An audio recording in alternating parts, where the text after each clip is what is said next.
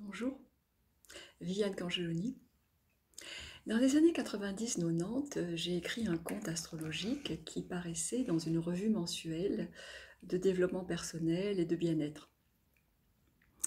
Et à l'occasion d'un rangement, j'ai retrouvé ce conte. Alors bien sûr, il était un petit peu dépassé, mais en même temps, il m'a beaucoup attendri à cause de son personnage principal, Deluso Sospiro, qui est un journaliste qui est tout à fait blasé de ses aventures autour de la Terre et qui rêve. Il rêve de rencontrer les signes du zodiaque. Et l'idée m'est venue le souhait de vous proposer une série de 12 vidéos qui vous ferait découvrir les 12 signes du zodiaque, non pas d'une façon académique, avec la complexité, la richesse, la profondeur d'un cours, mais plutôt à travers notre enfant intérieur qui s'émerveille, qui s'enchante et surtout qui apprend en jouant. Donc voilà, loin des réflexions savantes, voici les aventures de Deluso Sospiro autour du zodiaque, ainsi nommé Deluso car il est très déçu et Sospiro car il soupire tout le temps de déception et d'espoir. Pom pom pom, voici les aventures de Deluso Sospiro autour du zodiaque. Un conte humoristique en 12 parties.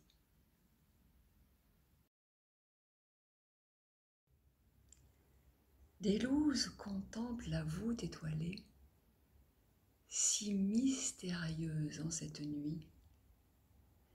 Il en soupire presque d'appréhension et intrigué. Fuirait-il dans le sommeil? Il s'endort.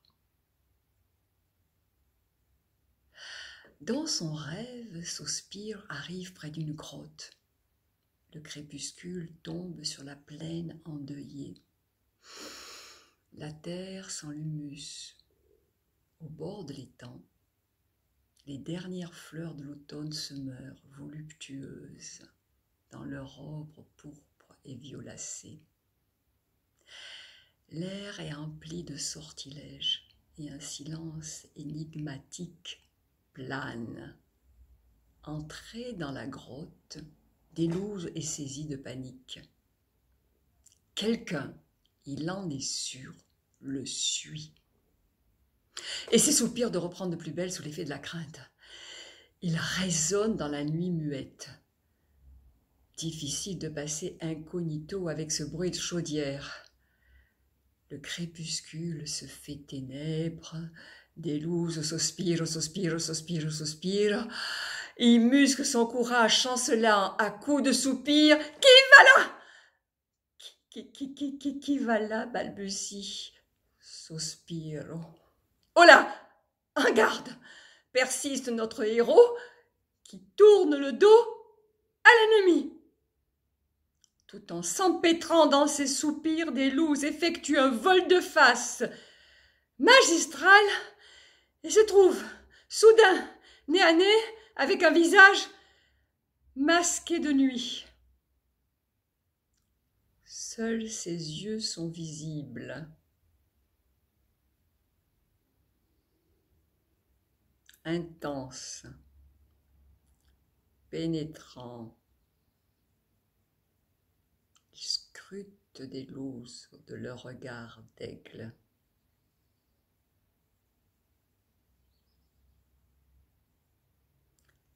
Deluso ne bouge pas d'un cheveu, soupire paralysé d'appréhension.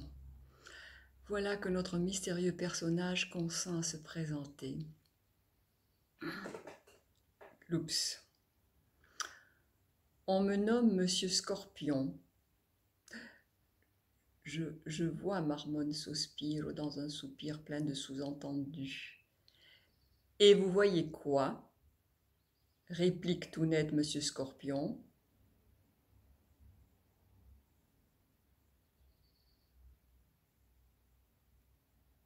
Et vous voyez quoi?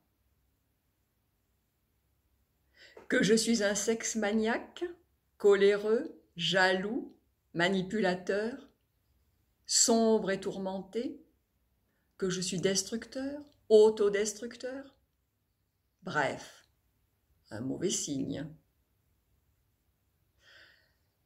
Percé à jour, sospire, ravale, soupir et préjugé. Venez, reprend Monsieur Scorpion d'une voix de velours, magnétique, engageante. Venez. Hypnotisé, sospire ou se laisse conduire dans un dédale de boyaux obscurs. Cette grotte, dit Monsieur Scorpion, est la caverne de l'inconscient. Le vôtre, celui de nombreux visiteurs qui, tôt ou tard, viennent déposer ici un peu de leur ombre, de leurs blessures cachées, de leur obsession, de leurs rêves secrets, de leurs tourments, de leurs désirs inassouvis. Dans la pénombre, des loups se distinguent un divan. Ce divan, reprend Scorpion, est un héritage rarissime. Il m'a été transféré de Vienne. Allongez-vous. Allongez-vous. Attention, ce divan n'est pas un lit comme les autres. Mais encore, ose questionner des loups qui déjà en station debout n'emmènent pas large, alors il ne faut pas demander allongé. Il n'est pas fait pour dormir. Ce divan, il est fait pour se réveiller à ce que vous ne connaissez pas de vous, à votre vrai vous. Mais pour cela, il faut lâcher la censure, vous abandonner à ce qui vous vient à l'esprit sans intervenir, vouloir faire des prises de conscience. S'abandonner, facile à dire, pense soupir qui ravale tous ses soupirs. Mais il voudrait bien des garanties aussi. Vous êtes venus ici pour soigner vos soupirs, demande Scorpion. Soigner mes soupirs? Mais vous n'y pensez pas. J'y tiens à mes soupirs. Au secours, mes soupirs, c'est mon nom, c'est ma signature, c'est mon identité, c'est mon moi. Ah, le moi. Vous savez, il n'est pas maître chez lui. Sur ces paroles sibyllines, Sospire intrigué s'allonge, bien malgré lui, et comble d'ironie à cet instant, il se réveille alors qu'il pouvait interviewer Monsieur Scorpion. Il se réveille dans son lit. Me réveiller, des loups en soupir de frustration, et moi qui me suis allongée pour connaître le secret de ce signe. Mais nenni, il m'a renvoyé à moi-même, tout en restant complètement secret et énigmatique. N'empêche que, et s'il avait raison, peut-être que je devrais consulter un thérapeute pour mon inconscient. Il ne faudra pas toucher à mes sourcils. Là, je fais un lapsus, hein. Il me dirait, il faut chercher. Il faudra pas, parce que c'est pas la première fois que je fais ce lapsus. Enfin, il faudra quand même pas toucher à mes soupirs. Sourcils, je veux bien, mais soupirs, il n'en est pas question.